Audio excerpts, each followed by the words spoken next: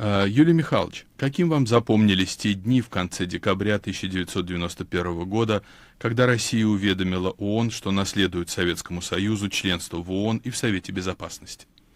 Ну, это были сложные дни, потому что процесс перехода от Советского Союза к Российской Федерации был поневоле, мы не хотели этого, но другие страны в ООН стали возражать, поневоле оказался сложным.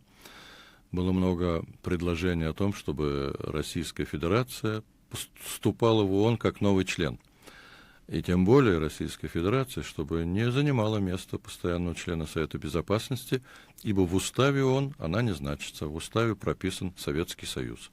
И такие разговоры пошли, и сразу возникли юридические споры и вопросы, как быть. И вот в течение, я вам скажу, многих дней мне приходилось здесь разговаривать и с генеральным секретарем, и с правовым департаментом, и вплоть до того, что председатель Генеральной Ассамблеи того времени запросил мнение Международного суда. В Европу звонил по телефону, как это дело рассматривать надо. Может ли Генеральная Ассамблея так автоматически перевести место Советского Союза к России? Слава Богу, Международный суд ответил, между прочим, при мне, я присутствовал при телефонном разговоре, и сказали, как вы решите в ООН, так и будет. Поэтому, эту сторону мы закрыли.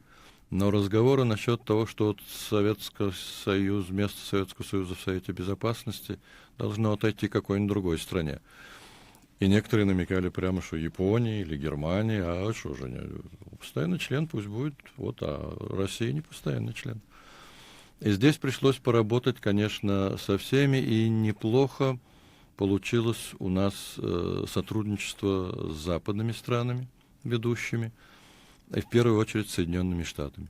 Американские юристы подсказали нам очень хороший юридический вариант, по которому споры насчет того, что принадлежит Российской Федерации, а что нет, стали беспредметными. Они предложили, чтобы в нашем заявлении о перемене названия, как мы говорили в то время, на страны, было бы означено, что Российская Федерация является продолжателем Советского Союза. И вот это слово «продолжатель» выручило очень многое. Продолжатель значит место в Совете Безопасности, продолжает оставаться за Россией. Продолжатель. Остальные страны, бывшие республики Советского Союза, были новые независимые государства, они продолжателями быть не могли. Мы продолжатели. Так этот вопрос решился, но это было очень много волнений, много переговоров, разговоров, всего. В общем, это были непростые дни. Значит, какая формула в итоге была реализована на практике? Было получено послание от президента Ельцина, которое было вами вручено руководству ООН. Да, генеральному секретарю, в котором было сказано, что мы, Российская Федерация, являясь продолжателем Советского Союза в Организации Объединенных Наций, уведомляем вас о том, что теперь название страны будет иное – Российская Федерация. Все это после этих разговоров, переговоров и треволнений, все это было воспринято нормально. И фактически весь процесс выглядел внешне как простая смена таблички. За столом делегации в Генеральной Ассамблее и в Совете Безопасности, и появилось вместо Советский Союз, Российская Федерация, табличка. Но до этого было много споров и раздоров. Надо полагать, что это были волнительные дни для вас, в частности, лично. Очень, конечно. Вообще сам факт, распада Советского Союза, все это было в то время очень, переживалось всеми нами, очень сильно. А тут еще и возможная потеря места в ООН, вставайте в общую очередь, вас надо принимать как нового члена, и все это было очень, конечно, неприятно. Несправедливо, во-первых, и неприятно, во-вторых. Поэтому мы волновались много. А как с флагом? Вы флаг тоже новый вручили? Флаг сразу вручили новый, да, и тут проблем не было. Мы заранее его, конечно, приготовили, и все, и его подняли вот тогда же со сменой, когда менялась табличка на столах. И в Генеральной Ассамблее, и в Совете Безопасности. А что стало со старым, с советским? Положили на какую-то дальнюю полку на складе представительства, и там забыли его. Понятно. В те дни ходило множество домыслов относительно того, по чьему сценарию развивались эти события. В частности, ходили такие слухи, что вот сама идея о послании от президента Ельцина генеральному секретарю была якобы придумана постпредами США, Великобритании и Франции. Нет, как это было на самом деле? Это такой не испорченный телефон насчет того, что я вам говорил, что нам они порекомендовали формулу применить о преемственности. Это да было. А на самом деле послание надо было направлять. Это, так сказать, официальный акт. И никто нам подсказывать этот сценарий не мог, потому что это надо было делать. Это всем было понятно, и нам в том числе. Послание, само собой. Но вот формулировка, которая использована была, да, она была порекомендована нам западными странами, в том числе Соединенными Штатами. У них очень хорошие юристы, они, конечно, нашли хорошую форму. Сегодня прошло 10 лет с тех дней, с того периода времени. В чем вам видится значение вот этой трансформации? Все-таки это действительно чрезвычайно редкие по своему характеру события для ООН. Очень редкое, я бы сказал, уникальное в отношении великой державы, какой является наша страна. Это, конечно, если бы было по-иному как-то решено, это было бы потрясение для многих, и вообще-то и в мире изменилось бы что-то. Нет, это было важное событие, безусловно, но все это было, так сказать, внешне. Внутренне было важно, что происходило изменение нашей внешнеполитической линии от Советского Союза к Российской Федерации. И вот это было наиболее важное, и это было непросто, поскольку, конечно, всякое наносное идеологическое исчезало из политики России, а национальные интересы и интересы защиты мира, интересы сокращения гонки и прекращения гонки вооружений, это сохранялось. То есть что-то мы брали из старого, а от чего-то мы отказывались из старого. Это сложный был процесс. Что эти события высветили в ООН, как в организации? Ну, организация к этому времени, конечно, уже претерпевала некоторые изменения, но в ООН прекращение холодной войны и появление Российской Федерации на место идеологизированного Советского Союза, конечно, было большим, я бы сказал так, свежим ветром. Свежий ветер пронесся по всем залам. Наша позиция стала не идеологизированная, а какая-то более общечеловеческая. И это было важно для принятия решений, резолюций и прочее. Особенно важно в Совете Безопасности. Конфронтация отошла в прошлое, ненужная конфронтация, когда мы как быки упирались рогами друг в друга и не делали нужное дело. А пришло время сотрудничества. Вот это сотрудничество начало проявляться в первую очередь в Совете Безопасности. И всякие вето отошли на задний план, и все. Не вето уже было важно, а согласование позиций, договоренность по решениям тем или иным. Конечно, пошла работа лучше, и я вам скажу, более в соответствии с уставом Организации Объединенных Наций, чем до того. Считаете ли вы, что вам выпал счастливый жребий быть участником, непосредственным участником этих событий, учитывая, что вы практически полвека в ООН, с ООН связаны и работаете с начала 50-х годов? Считаете ли вы, что это пик, скажем, вашей дипломатической карьеры? Нет, я бы так не сказал, потому что и дальше были события, которые, в общем-то, были по своей субстантивности более важные, чем это мероприятие. Но и счастливым случаем это бы я не сказал, потому что ничего счастливого в этом не было. Было много волнения, было много передряги. И потом исчезновение Советского Союза, конечно, тоже было дело сложное. После этого стали разговоры появляться, что Россия уже не великая держава и прочее. Это тоже было неприятно. Так что счастливого здесь мало, но то, что поработать пришлось, и поработать серьезно, и здорово, и результат был хороший. Мы сохранили все свои позиции, как великая держава в Организации Объединенных Наций. Это, конечно, удовлетворение оставляет. В течение многих десятилетий при ООН существовало представительство Советского Союза большое и две небольших миссии. Миссия Украины и миссия Белоруссии. И вдруг стало 15 самостоятельных миссий. Какие впечатления у вас сохранились вот от этого развода? Ну, с одной стороны, было как-то несколько жаль, что мы вдруг разбиваемся на какие-то отдельные части, на какие-то капли, я бы сказал. В общем, это было одно целое. что-то появилось целое сообщество небольших капель. Но, с другой стороны, эти страны, новые страны, бывшие республики Советского Союза, очень были воодушевлены, что они становятся членами Организации Объединенных Наций наравне с многими другими странами. У них был большой подъем. Украина и Беларусь, они, так сказать, сохранили свое состояние, независимые государства, но они были члены ООН до этого. А вот многие другие были очень рады, что они получили вот такое признание всемирное. Ну что же, в какой-то степени мы порадовались за них. Конечно, они были как-то отодвинуты тогда во времена Советского Союза от международных дел. Сейчас они влились в международные дела. С другой стороны, было как-то и немножко, я бы сказал, необычно. Не то чтобы обидно, а как-то необычно. Вдруг мы разделились и сейчас составляем большое количество разных стран. Но главное было в том, чтобы не потерять контакта друг с другом. Мы потом и в практической работе это делали, и все. Ну, не забыть друг друга в большой этой семье Организации Объединенных Наций, когда все разойдутся по разным углам, а у нас все-таки были много общих позиций. А вы помните этот момент, когда принимали большую группу государств одновременно? Да, это был интересный момент, это было одновременно на одном заседании Генеральной Ассамблеи. Поочередно поднимались руководители этих новых независимых государств на трибуну, голосовался их прием. Ну и здесь, конечно, я думаю, сделал правильно.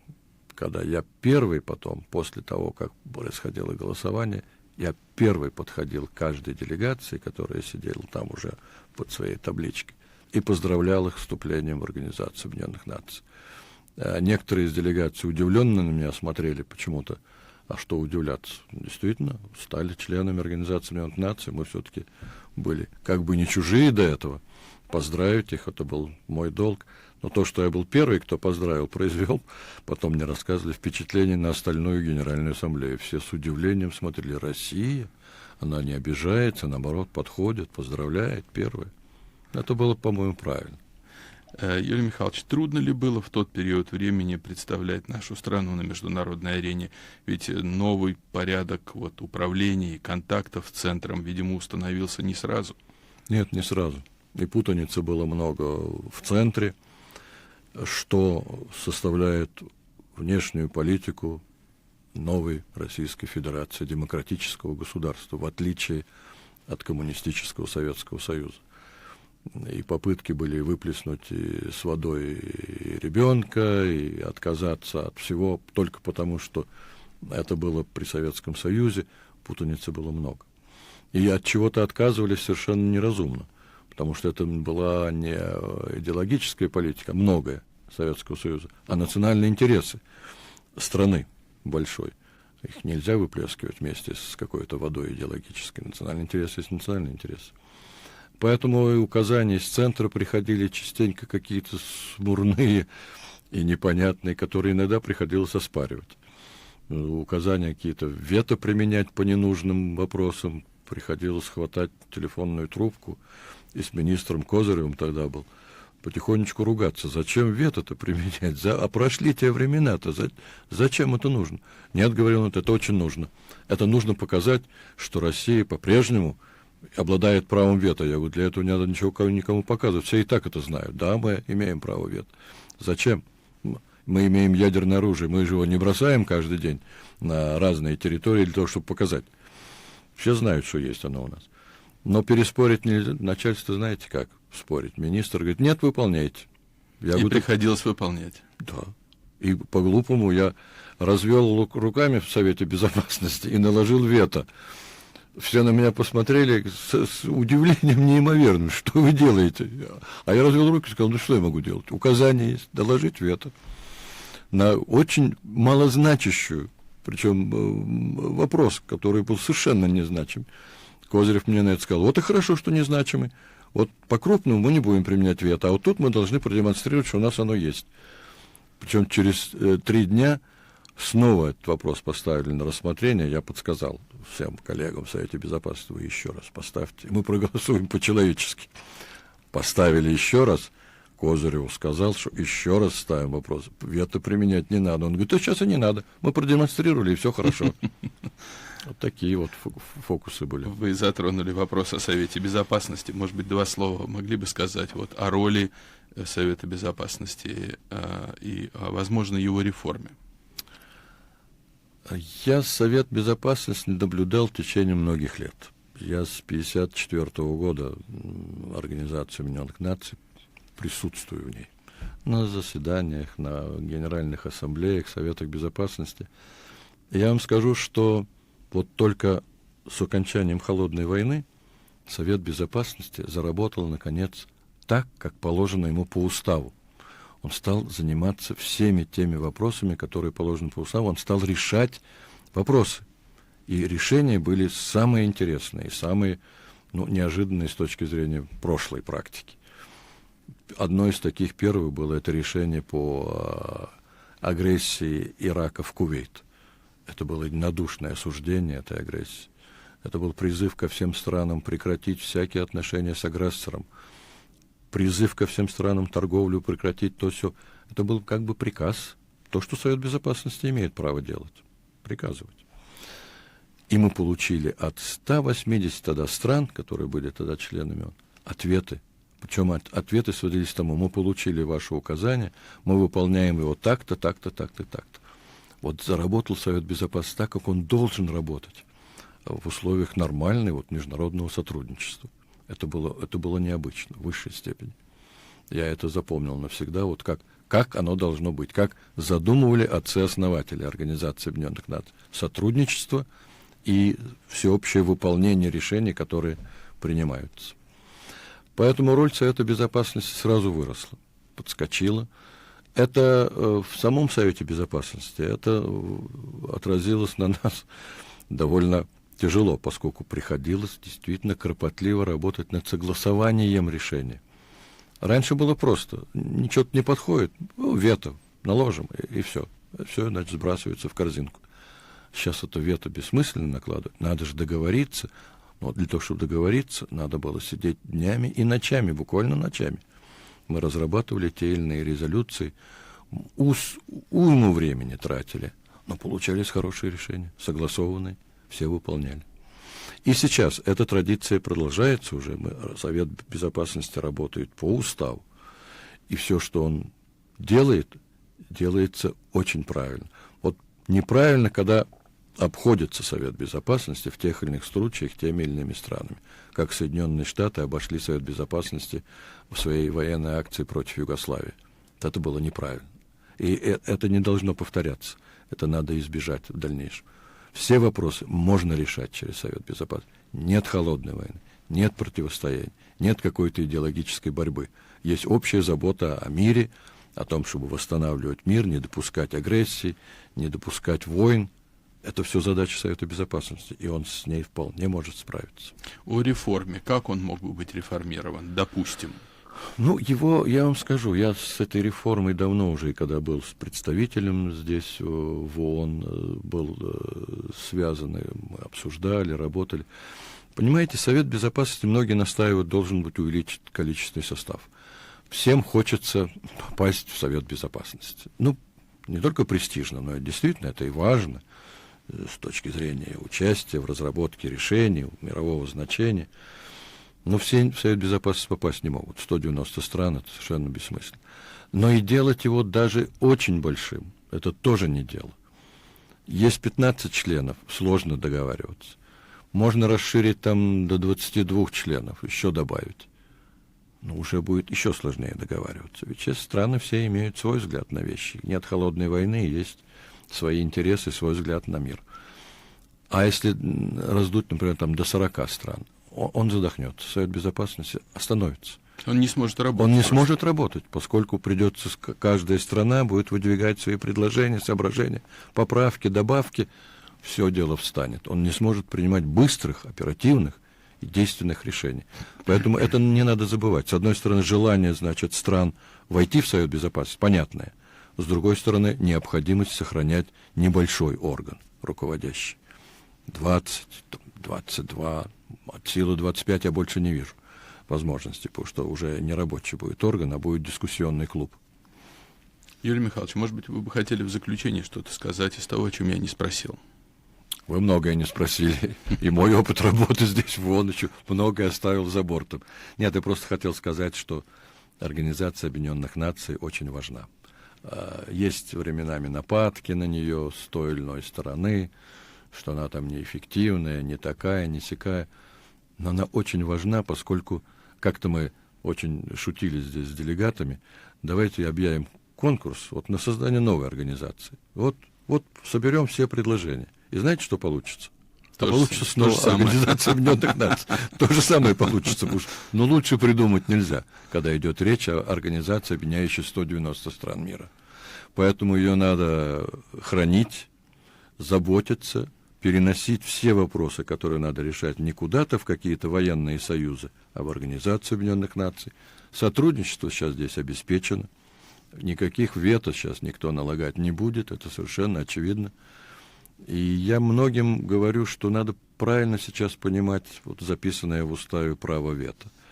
Это не право останавливать решение, это обязанность согласовывать решение. Вот что такое значит вето. Поэтому должны сидеть и корпеть, и согласовать решение, а не то, что там сказать, накладываю вето, и идите гуляйте. Важна организация, очень важна, и она будет жить, ничего с ней не сделается. Многие десятки стран просто заинтересованы в том, чтобы она существовала. При наличии блоков, союзов, договоренностей, она одна, кто объединяет все страны мира. Большие и маленькие. И маленьким особенно она очень важна. Большим тоже. Спасибо большое, Юрий Михайлович. Спасибо.